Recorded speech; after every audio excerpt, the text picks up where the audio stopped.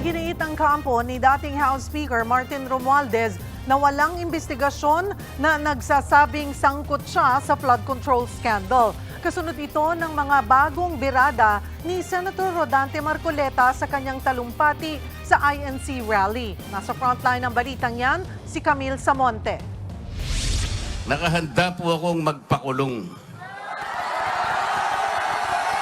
Kung kinakailangang maaresto po ako, wala pong problema. Yan ang pahayag ni Senador Marcoleta sa harap ng libo-libong miyembro ng Iglesia ni Cristo. Kasunod yan ang nakaambang kasong plunder sa kanya ng Office of the Ombudsman.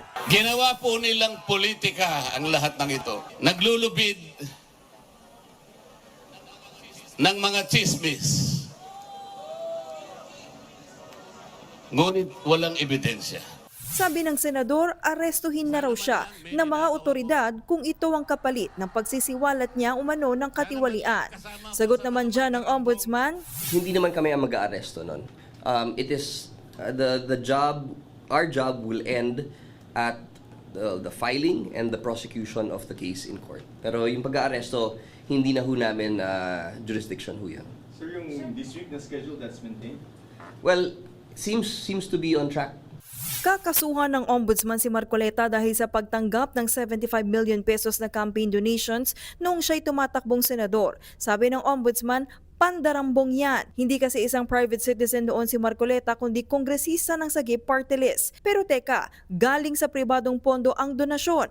Paano naging plunder ang kaso sa senador? Sabi ng ombudsman, Now, when it comes to ill-gotten wealth, it does not necessarily have to be malversed funds or public funds. As we explained earlier, it's possible na manggagaling sa private funds, no? As long as it is given to you by reason of your office. And at the same time, hindi pa dineklara. una na rin kinwestiyon ni Marcoleta kung bakit siya umano ang pinupunterya ng ombudsman. Samantalang may iba pa naman daw na personalidad ang kailangang managot. Mga nabanggit na yung mga pangalan nila. Ang isa ay si Martin Romualdez. Pero giit ng abogado ni Romualdez, walang anumang investigasyon ang nakapagpakita ng kaugnayan ng kongresista sa maanumalyang infrastructure projects. Wala raw sinumang opisyal ng DPWH ang tumukoy kay Romualdez bilang sangkot sa anomalya. Representative Romualdez is being portrayed as the convenient excuse and political scapegoat. Sa paghahanap ng hustisya, hindi pwedeng mauna ang akusasyon bago ang ebidensya. Sa batas, ang ebidensya ang nagtuturo kung sino ang mananagot. Wala pang bagong sagot dyan si Marcoleta. Pero sabi ng ombudsman, Expected na gano'n na maging response nila. Like, we are concerned about here at the office is the evidence that we have on the respondents. And that's the only thing that will drive us here or there. samantala, plano raw gamitin ng ombudsman ang affidavit ng 8 sa 18 dating bagman umano ni Zaldico para sa pagsasampa ng kaso kay Romualdez. Katunayan, tapos na ang draft ng affidavit pero wala pa itong pirma ng bagmen. Bagay na nagpapaantala umano sa pagsasampa ng kaso. We are looking at the individual statements and we look at their consistency. Of course, the investigators have been able to study siguro the body language, the demeanor of the affiants, and they are of the opinion that we can use it. Ang abogado naman ng bagmen na si Atty. Levito Baligod humingi raw ng extension para masuri ang affidavit.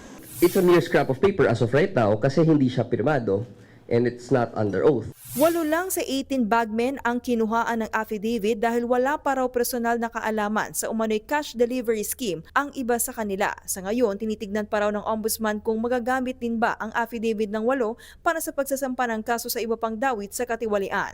Nagbabalita mula sa Frontline, Camille Samonte, News 5. Mga kapatid, Cheryl Cosing po. Maging maalam at may pakialam sa mga napapanahong issue at headlines. Mag-follow at mag-subscribe na sa social media pages ng News 5.